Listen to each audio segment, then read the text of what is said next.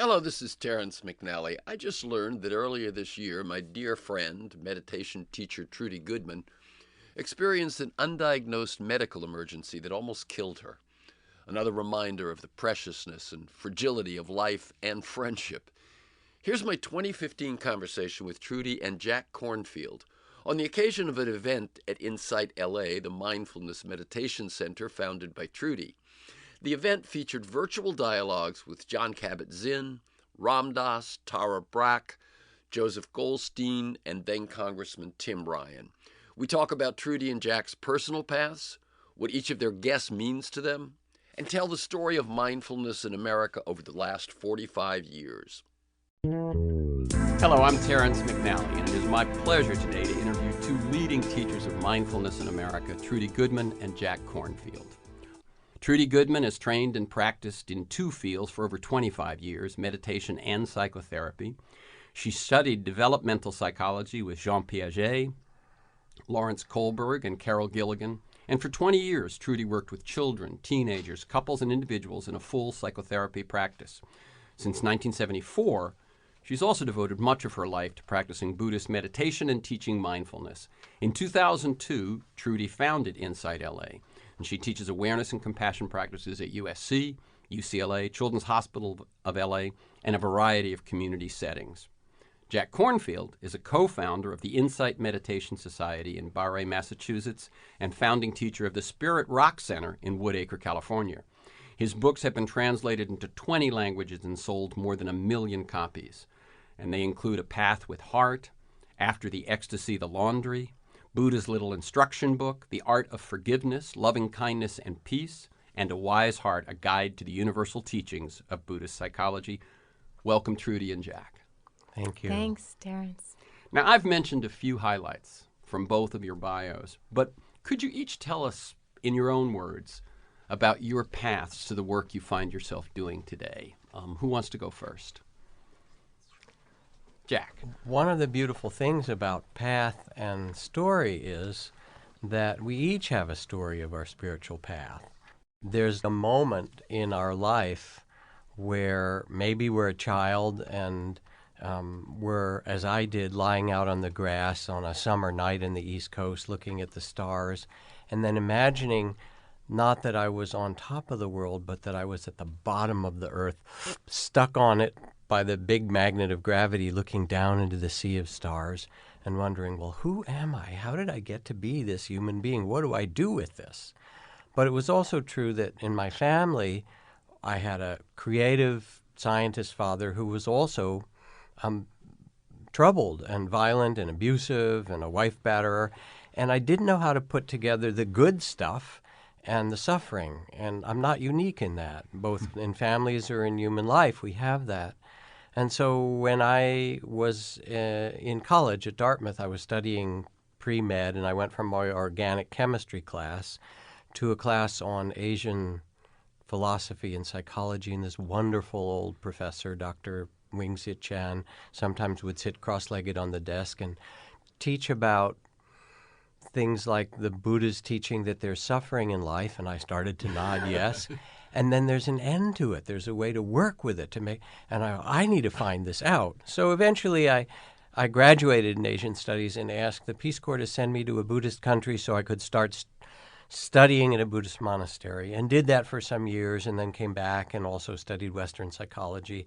And somehow through the seeking of my own healing and learning how to deal with my own emotions, my conflicts, nothing in my education taught me what you do with anger, or how do you deal with finding your own best values, or how do you love? How do you have a relationship that works? That wasn't on the curriculum in the Ivy League those days.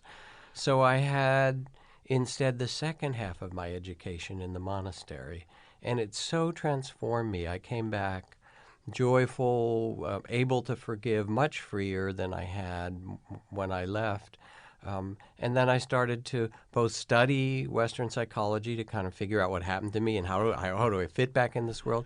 But also people began to ask us, myself and dear friends like Joseph Goldstein and Sharon Salzberg, we see you learn these things. Can you teach them to us? And so we began to teach. Now, I just wanted to double check because you said it very quickly. But you originally went over in the Peace Corps. That's correct. And how did you get from Peace Corps to monastery? Well, I went over in part looking for a good teacher, and I'd read all those Zen books about Zen masters, and I wondered, do they still exist? So I asked to go to a remote place. They said, do you want to be in Bangkok? I said, no, send me, I want to go out, in the wild, so to speak. So I was on the border of Laos and Thailand in the Mekong River Valley working on tropical medicine teams. And this person came to see me and said, I know you're interested in Buddhism. There's a Western monk who's on top of one of the little mountains nearby in a ruined Cambodian temple. Do you want to go pay him a visit? So I went up and saw this man. His name was Sumedo, his monk's name, and he became a quite famous abbot of monasteries in Thailand and England and a very dear friend. And I said, hi, I introduced myself, what's up? And he said, well, I'd been in the military, I'd been married and divorced. I, too, was in the Peace Corps for a while in Borneo, and I was passing through Thailand, and I met this monk who seemed so happy and peaceful. And I said, I want that. How do I do it? And he said, well, come join us. And I did. And he said, then I found this amazing teacher named Ajahn Chah, who has a forest monastery, remote forest monastery, and doesn't treat Westerners specially, gives us the same tough treatment. Of course, as a young man, you're looking at is there anything dangerous to do around here? How can I test myself? Yeah. So I said, that sounds good, and immediately thereafter went to visit his teacher, who became my teacher and really transformed my life. Excellent, excellent. You could never have foreseen what you were to do at that point anyway, because the world of mindfulness in America has changed so much.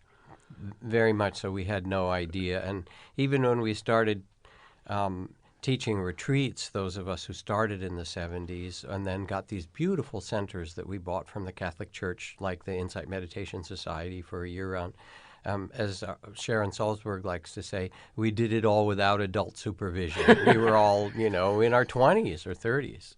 And that's when I first met Trudy. Okay, Trudy, your path. My path is it's different from Jack's, and in several ways. And one of them is that I grew up in a very ordinarily loving family. I'm not perfect because no family is, but I had a basically sheltered childhood, and my dad was a scientist. He was devoting his life to public health and service, so he worked first with the Public Health Service and then with the World Health Organization. And I was taught by him, he was a scientist, an academic physician. I was taught by him to be kind of skeptical, to look into things, to really respect science, the scientific method. He was a very generous and intelligent and kind father. And my mother, too, really devoted a lot of her life to service and volunteer work and taking care of us. And so I went from that background. I was ordinarily tormented as a teenager. You can't be comes with adolescence. Exactly. And, I read all kinds of philosophy, and I was interested, and I wanted to go live in a monastery when I was 15 years old. But there were no Buddhist monasteries or anything like that. This was where my dad was working in France, and this was in France. I wanted to go live with the Russians who had escaped Russia at the time of the revolution in their monastery because I loved incense, and I wanted to learn Russian, and I just loved their church. And my parents really kind of freaked out. I wasn't allowed to do that. But I really felt like the longing to be free from the pressures of adolescence and to be in an atmosphere where people were doing something completely different stayed with me. But it didn't have any way to be expressed because there really wasn't anything yet that I knew about, very little in our country. Mm-hmm. So after that, I just, college, marriage, became a very young mom. But that becoming a mom was actually, that was the life-changing experience for me. And I think this probably happens for many women, but it's particularly in those days, I knew nothing about labor and delivery. We didn't have all the education that exists now. And so I went into that experience completely, just really not having any idea of what to expect. And it was a huge shock to me to actually see my body doing something that I was not inviting it to do, asking it to do, and couldn't stop. It was like the feeling of being on a roller coaster and you hear that click, click, click, click as the car goes up toward the summit of the highest hill. You can't get off. Ah. It's too late. You're going to go down that hill. You're going to have a baby. So in the course of giving birth, I'm telling this because it's unusual, I think, today to be left alone while you're laboring, but just the circumstances were such that I was, and it was scary and hard. And I had an experience then that was unlike anything I had ever had before, where I just felt that, the hospital room vanished, where I was completely vanished. I completely vanished. But what I saw was this great, vast chain of being, and that this process of coming into life and passing away from life, I saw this infinite regress of beings being born and beings that would be born, and seeing myself at just the pinnacle of now, because it was happening to me now. But in this much vaster context was a huge comfort. I think sometimes that we have the capacity for our minds to create experiences that help us in times of great suffering. And that was one for me. Mm-hmm. Now, then I had a baby. I was busy. I kind of forgot all about it. I really thought this was maybe what happened to people in labor. I never talked about it.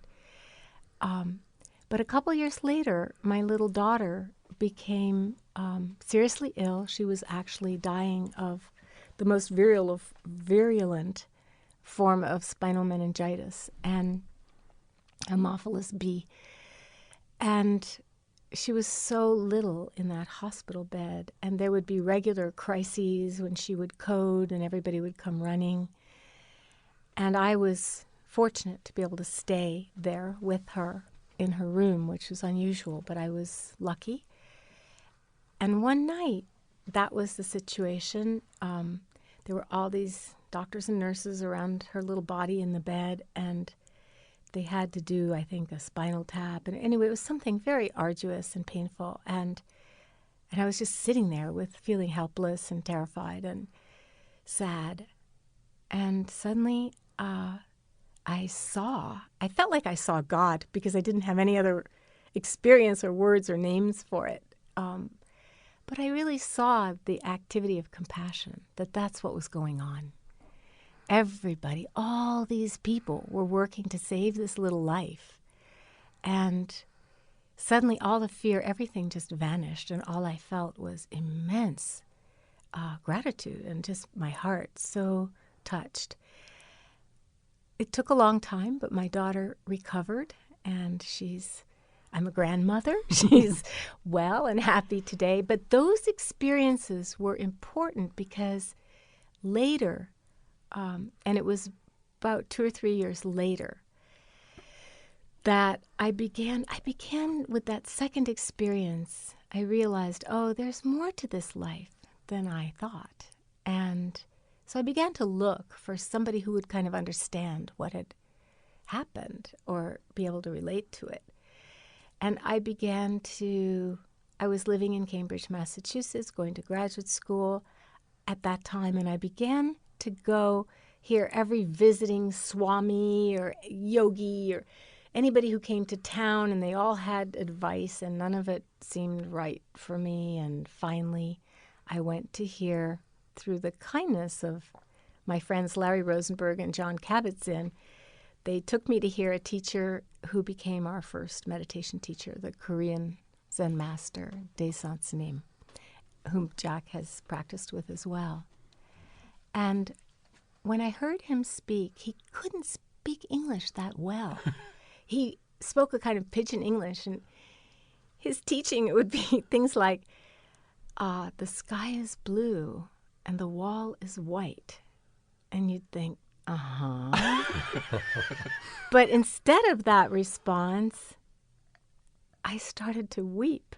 And it was completely inexplicable. Why am I crying? That's all he said. But I realized that he knew something about life that I wanted to know. He knew what I was looking for. And so I started practicing with him. And I think those early experiences were important because I saw that it had nothing to do with Zen, really, or Buddhism, or any religion or ism. These were experiences that I had in the most ordinary circumstances. Well. Giving birth, Yeah. a child who's very ill, these things happen. Yeah. They're very ordinary. It doesn't make them less tragic or difficult to right, live through, right. but Their life. their life. What worked for you in your own life then became And I was your just going path to of say, service. and it was so powerful what happened to me in the transformation that I experienced that I really wanted to dedicate my life to exploring the interface between those two disciplines and how people could free their hearts through them. Very good. We both know where the seeds were, and then we know that you both dedicated your lives to it. How did this event, living with a joyful spirit and a wise heart, come about? Well, I have to say it was my idea. Okay. Because this is the year of my turning 70. And this feels like a different birthday from any of the ones before. Of course, we like the number 7, but not quite as much when we turn 70. And I really felt like, unlike previous birthdays, this is one that I want to give some attention to. And I want to use the occasion of turning 70 in some way to benefit Insight LA. And I really thought about how, and I didn't really know how. And then I thought about LA, where I live, and some of the cultural context here. And I thought this will be a lot more fun and a lot better if Jack and I do it together, because Jack is turning. I'm actually 5 weeks older than Jack. Oh. But to his credit, he She robbed the cradle. Yes, there you go. Friends for many, many years, and as a couple for 5 years. So you thought this is his 70th birth year, your 70th birth year. Let's do it together. And then how did it become what it's become?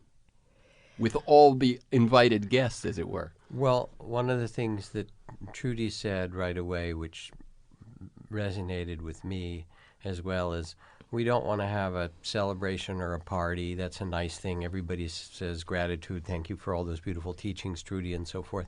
That's And not Jack. really that interesting. It is. It's lovely to get some thanks, but after 5 or 10 minutes, it's okay. Thank you. And if we could do anything, let's do something that invites people to come to a deep level of both teachings and their own inner understandings. And we said, well, how could we do this? And also, how could we make it creative for the day and for all those who come? And then we said, well, let's call some of our closest colleagues and friends who've been doing this with us for 40 years. And we'll do a dialogue with them. They'll be on the big screen, and we'll get to talk to Ram Dass and Jon Kabat-Zinn and Joseph Goldstein and Tara Brach and others who are coming, and not just have them say, hi, nice to see you, happy birthday, but we want to ask them, what is the deepest message you want to communicate to people in this last phases of your life, in which some of them are, like Ram Dass, or what is the thing that touched you most in your spiritual practice that you hope others can awaken to? So that there's some way of using this, yes, as a creative benefit in a beautiful event, but in another way, really inviting people to the thing that's closest to our heart, which is their own deep understanding.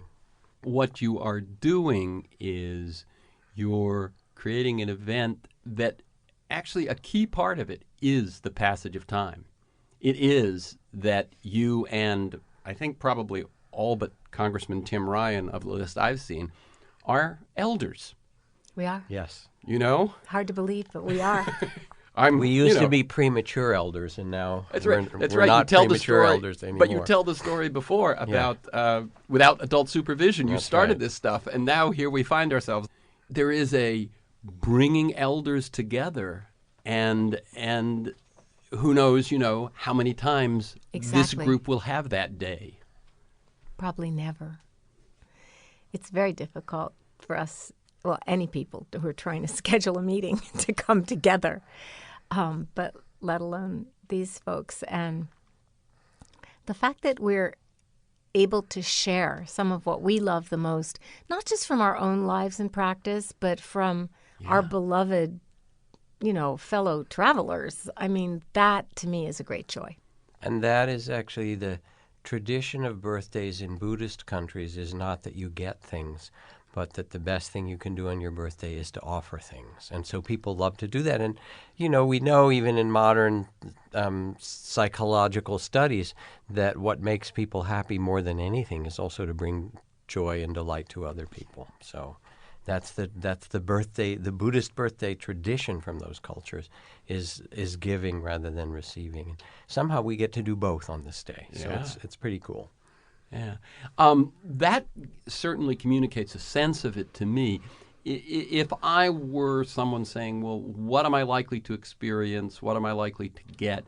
Is there anything more than what you've already said that you have thought about in terms of that message? Well, just on a practical level, if you come to the day, you'll have a chance to do some experiential practice, to learn some meditation, to hopefully do some different kinds of meditation with some of the different teachers, to receive some teachings. And so it's a day, you could think of it as a retreat day or a workshop, or it's really a day for people to take away from their busy lives and experience themselves in a more contemplative context. But it's also at the Broad Stage, which is such a fabulous theater that it's a taste of maybe hopefully the stillness and inspiration of the monastery in a really urban, cool setting. Let's talk a little bit about the guest list. As you mentioned, your peers, your fellow travelers. I'll say a name and tell me why they're on the guest list and what they mean to you, okay? Joseph Goldstein. So Joseph is one of my oldest, closest friends and teaching colleagues. He spent many years in India training in the late 60s and early 70s and was in the Peace Corps in Thailand as I was, except he was a couple years before me. And when we all came back from Asia in the early 70s, we met together, partly through Ram Dass and some other good friends, and realized that we had studied the same thing, we were interested in the same thing. And then a group of us were invited by Chogyam Trungpa Rinpoche, a famous Tibetan Lama of that era, who, together with Ram Dass, decided to start the first Western Buddhist university, Naropa University in Boulder. And so many of us came together in 1974, along with some thousands of students, and we discovered we were really teaching much of the same things in parallel. We got to know each other better, and afterward the students would say, well, can't you lead us further? Can't you offer retreats? Can we find a place to do this? And that became a collaboration that's lasted in different forms for more than 40 years. And I respect Joseph deeply. He's a really wonderful teacher, and he's also a tremendously pure-hearted being. He's somebody who his greatest delight, it's almost like a watchmaker that opens a watch, and especially if there's something wrong with it, and kind of cleans and oils it, and then it starts to work better and it shines. His delight is to encounter the mind and heart of another person and say, here's how you can open your heart and mind and shine. And so it's been a privilege to work with him for all these years. And you and Joseph and Sharon Salzberg were the founders of the Insight Meditation Society, starting in 1975 in Barre, Massachusetts. So that's also been going for 40 years. Okay. Any thoughts about Joseph? I love Joseph. He's one of my teachers. He was a teacher who accompanied me through a really tough time in my life. So I have a special place in my heart for Joseph. And he's also been a great supporter of the growth of Insight LA. He has come and donated his time and done benefits for us. He has been so generous and so loving, and I always feel him cheering us on. I'm really happy he's going to be part of the day. Very good. You mentioned him, so let's go to him next. Ram Dass. I love Ram Dass too. Ram Dass is... if Ram Dass were in India, there would be a big temple, and he would be the saint who lived in the temple. And, of course, it's important to say about saints that we have this sort of Western naive notion that saints are perfect, and saints are perfectly themselves, basically. Or I think even more deeply, and Ram Dass would say it as well, the goal of spiritual practice isn't so much to perfect yourself, as if, okay, now I'm going to become this cool person or something, but it's to perfect your love, including of your own imperfections, of the tainted glory of your own humanity.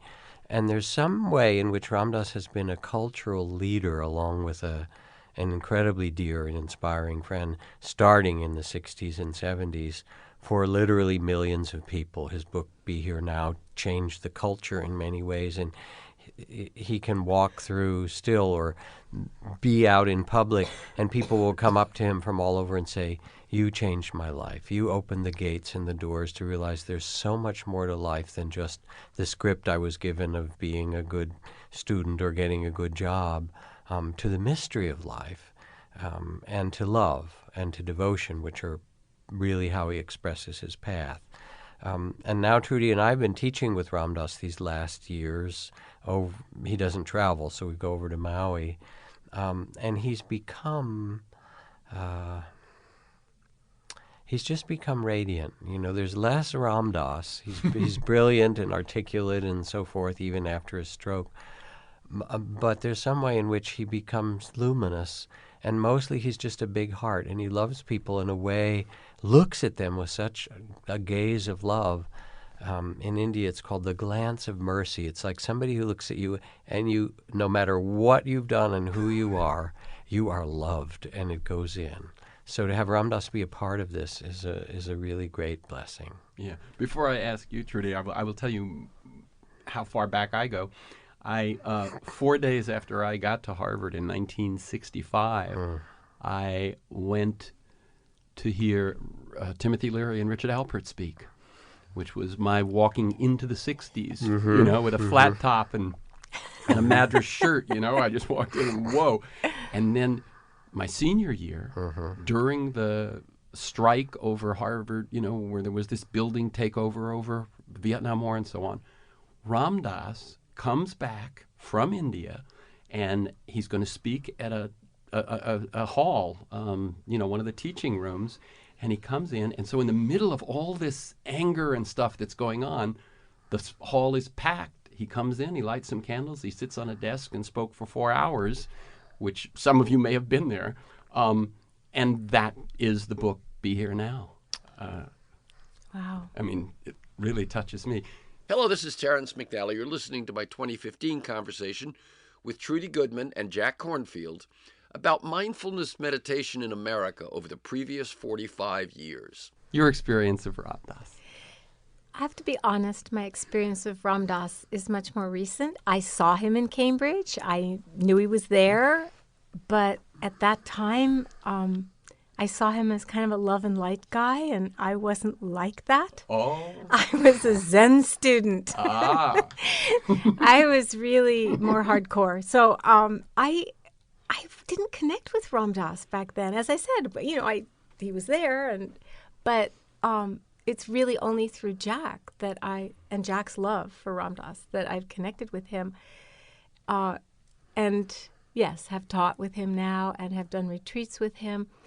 And one of the things that happened to Ram Dass with his stroke is that he has some aphasia. It's hard for him to find his words.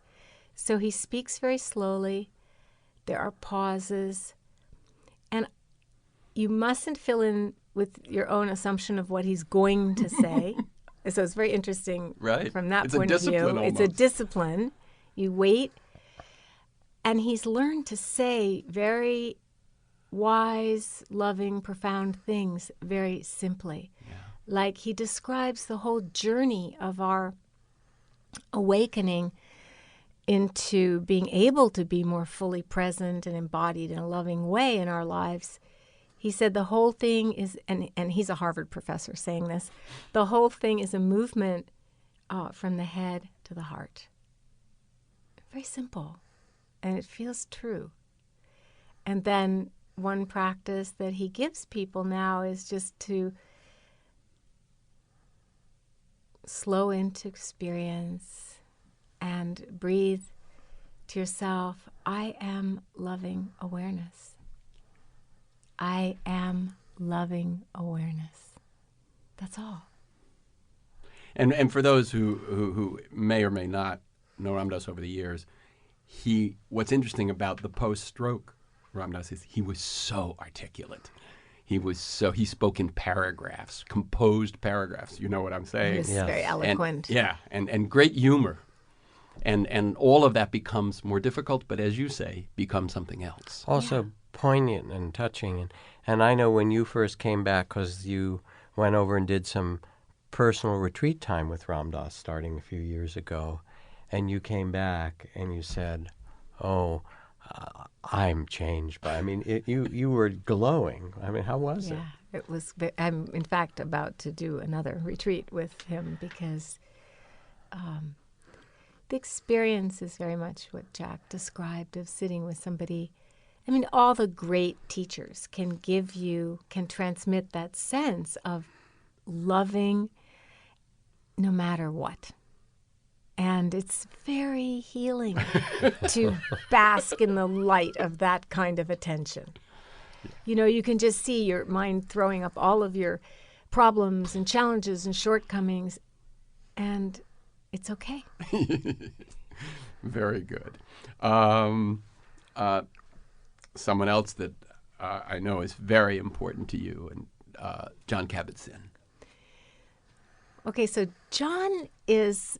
You guys go back to high school? I was going to say, I have to go back to childhood because Jon and I met when I mentioned that my dad was working in France for a while at the Pasteur Institute, and so was Jon's dad. And one Sunday afternoon, I was 14 years old, and my parents said, we are going to visit an American family this Sunday afternoon. We'll all go together. And I was just like, oh, no. You can imagine you're 14 and outing with a family to visit another family.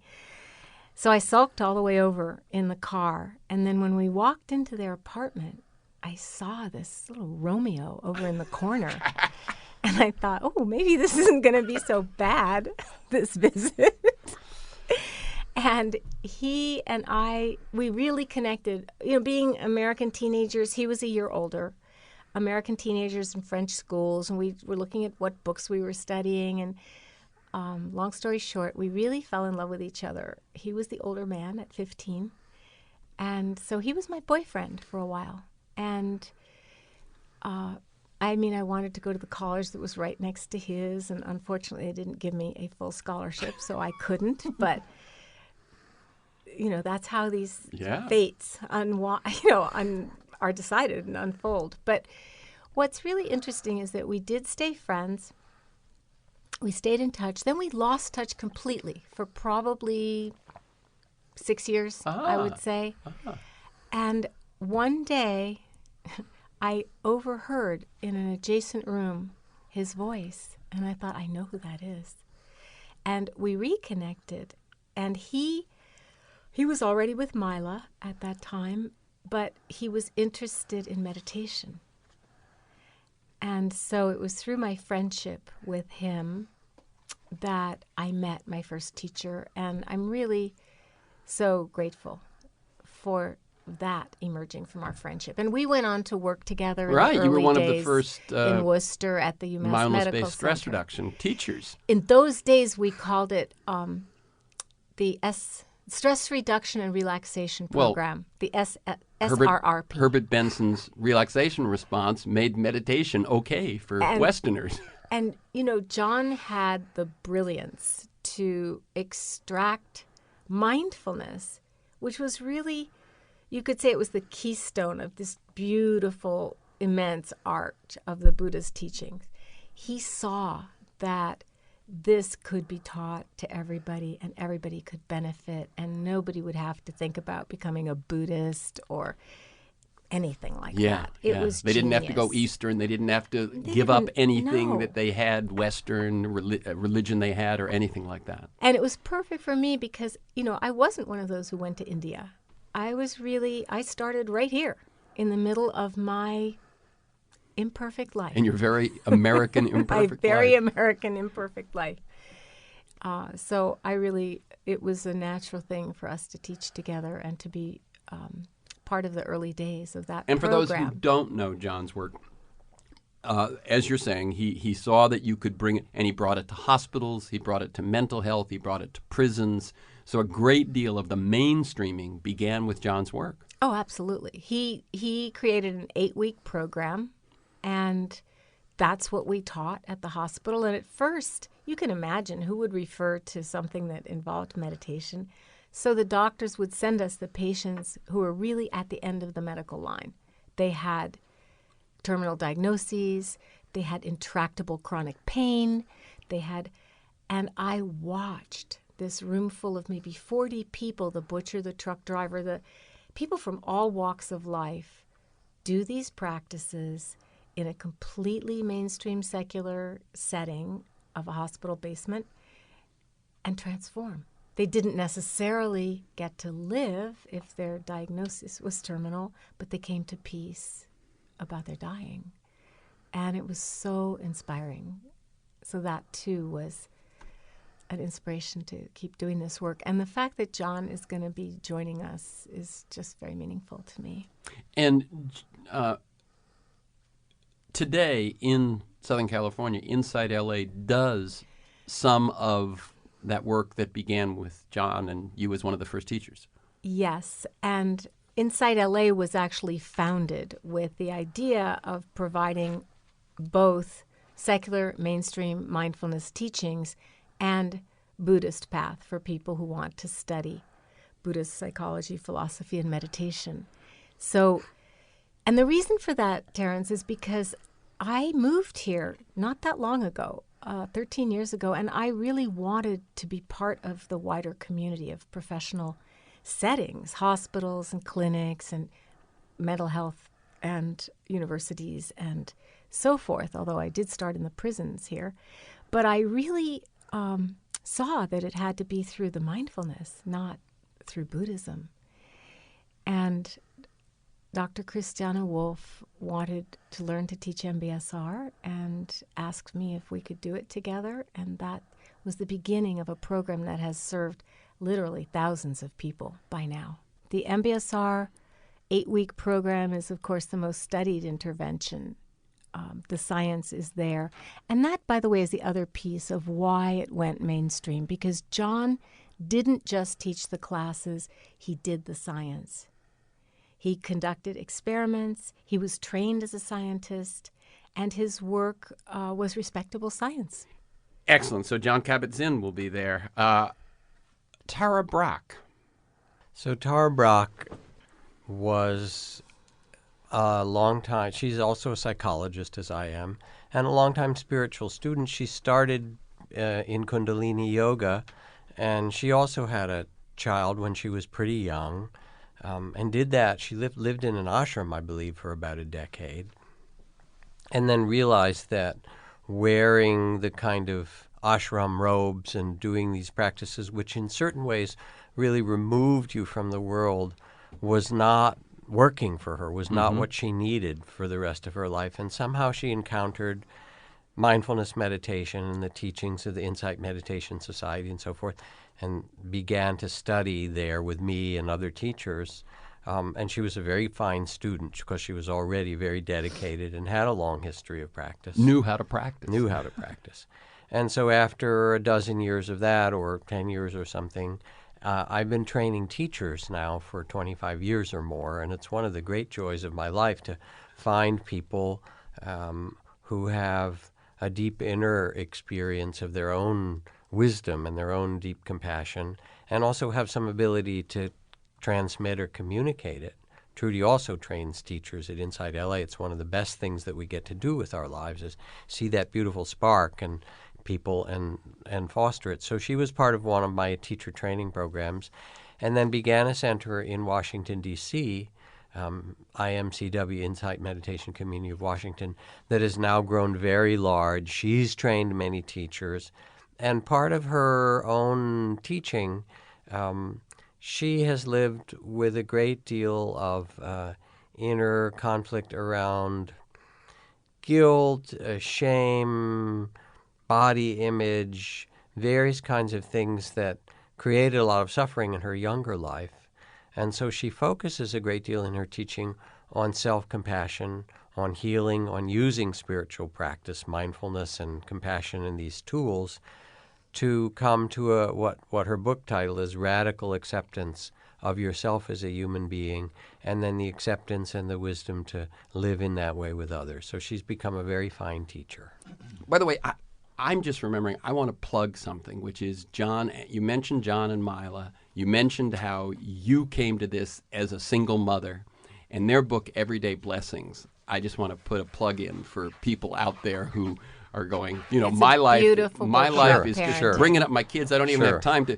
It's Sure. just a book about mindful parenting that I think is wonderful. It's great. Yeah. Yeah. Jon And Kabat-Zinn and Mila Kabat-Zinn. Mila came to Inside LA. I mean, Jon taught at Inside LA too, but then a few years later, Mila came and she did a day for parents, and I wished I could have studied with her, when the 45 time, years yeah. ago. Yeah. Exactly.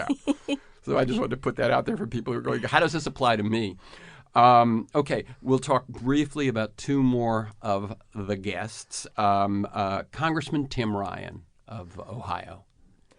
So Congressman Tim Ryan, he is unique in Congress in that he started a sitting group in the halls of Congress where it's non-denominational. People can just come and do whatever their practice is, but it's a chance to be quiet and reflect and be still. And when I thought about that, it's so brilliant because maybe the legislators could make some wiser decisions if they spent time like that. Tim has been a real pioneer for mindfulness in Congress with the support of Jon Kabat-Zinn. Yeah. And so we're grateful to him for that. In addition to that, he is a doll. He is such a fun, nice, good guy. Yeah, I mean, what I think about Tim, and I've interviewed him a couple of times, is that he is the sort of who you least expect, Yes. He's a football player, Ohio guy. He doesn't have the Peace Corps in Thailand or, necessarily the early experience with this and that. But he tells a story of how at the end of the 2008 campaign, in which he won, in which Obama won, he was absolutely drained from all that fundraising and stumping and speaking, and he decided immediately following the election to do a 10-day silent retreat with Jon Kabat-Zinn, changed his life.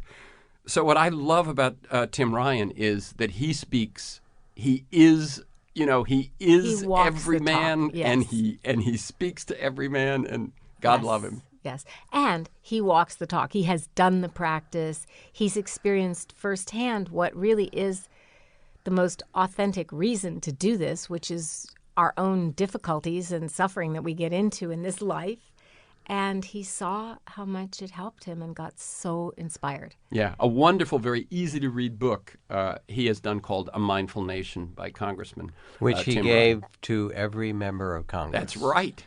Sharon Salzberg, you're the third of the co-founders. And Sharon is a dear friend and a beloved teacher across America. And she started teaching. She was 21 years old when we began teaching together.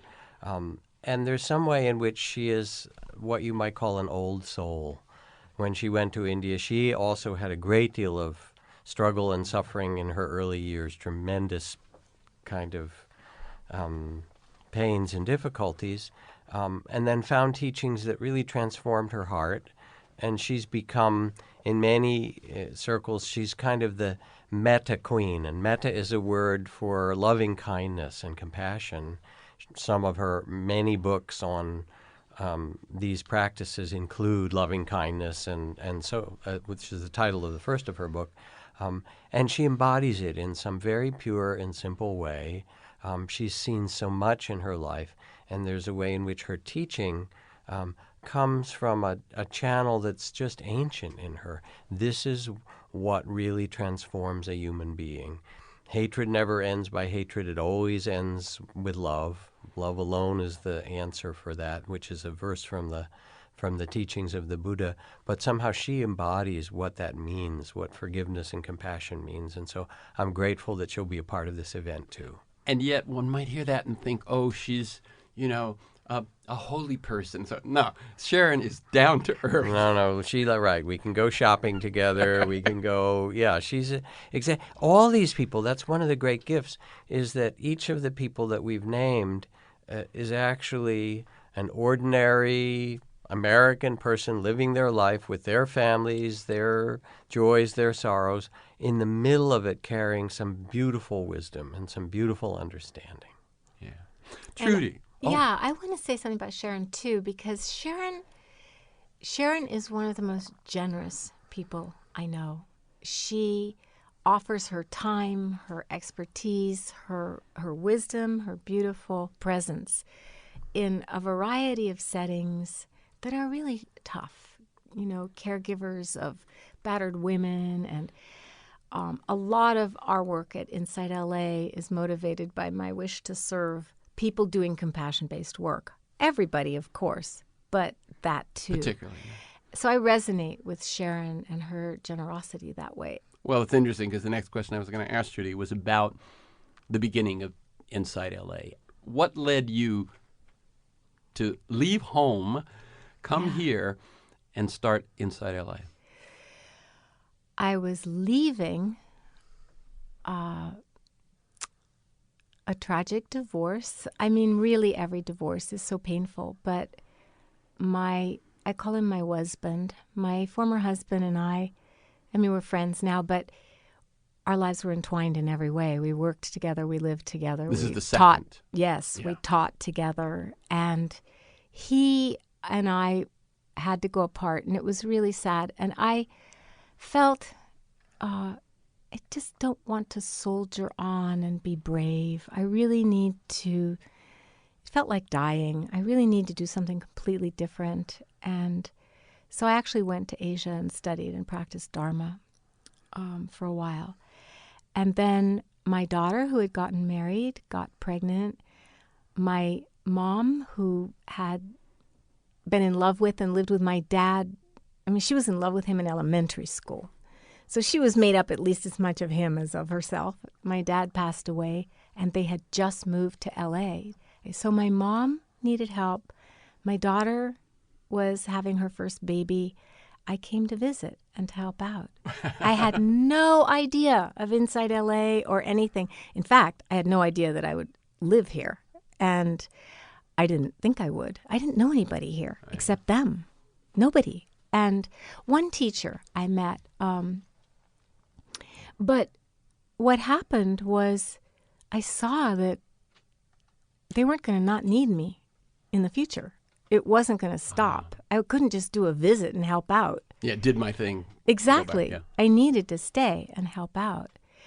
And around that time of facing that truth, finding a place to live and starting a little bit of a new life here, I met the friend of a cousin. I was introduced to Sarah Davidson, and you were there at the very beginning. That's right. A little group of people meditating in Sarah's living room. That's right. And that's how it started.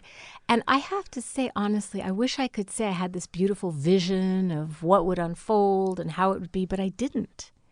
It grew very organically. It was completely homemade, like cooking from scratch.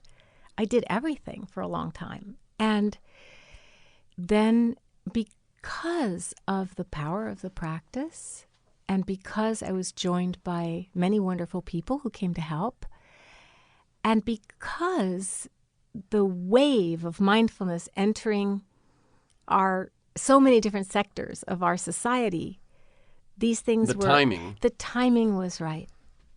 The fact that there wasn't something here already. Well, LA is a hardship post for a mindfulness teacher. You know, it wasn't. In those days, there was no such thing. Even 13 years ago, Yeah. It was all Buddhist stuff. Yeah. And by my bringing mindfulness in, I mean, some of my friends were just like, well, mindfulness? Why? That's where things were here 13 years ago. LA was ready. We were there. There was a wave Oh, happening. I was saying that it's a hardship post for a yes. teacher because it's expensive to live here. Ah, yeah. It's hard. And I came as a middle-aged woman. I was not independently wealthy. It was scary. And that's actually when I reconnected with Jack. And this is important because Jack and I knew each other when we were in our 20s. I sat the second retreat he ever taught or something. I mean, it was, Ram Dass was there, Larry Rosenberg, Jon Kabat-Zinn. We were all learning with you. And You were a good student, I can say that. and It worked out well. Yes, it did. And so Jack, when he heard I was in California, he started calling and asking if I wanted to learn to be a Vipassana teacher. I had been teaching Zen. And so he asked if I wanted to learn to be a Vipassana teacher. And I have to admit, I was a little bit reluctant. I was like, I'm never going to be your point person for Spirit Rock in L.A. and never name the well from which you will not drink. And so I actually went, and Jack mentored me to shift and become a Vipassana In other words, teacher. he'd started too at this point. Yeah. And we just got to be friends and started to teach together because we were just on the same wavelength. You know, it'd be one of those things where you would both hear the same thing and your eyes would meet. We were on the same wavelength. And we began to teach together a lot. And we enjoyed it. Very good. You know, I would have asked those questions. What were your hopes for Insight LA at the time? But really, you've already said I it didn't was have a step any. at a time. It was. It was one foot in front of the other. It was. What are some of the programs you're most excited about these days? At Insight LA? Yeah. Oh, I'm so excited that after 12 years. I think it'll be 13 this fall, yes. After almost 13 years of teaching mindfulness, of teaching Buddhism, of doing what we do in our community, and we've been able to teach. I think one of the most exciting things about what we have done is the Being with Death and Dying retreats for professional caregivers who work at the bedside of critically ill and dying children. And then we expanded for adults and hospice. And that work has been so rewarding and so beautiful and so needed in the community. We've trained the staff at the VA hospital with a big grant there.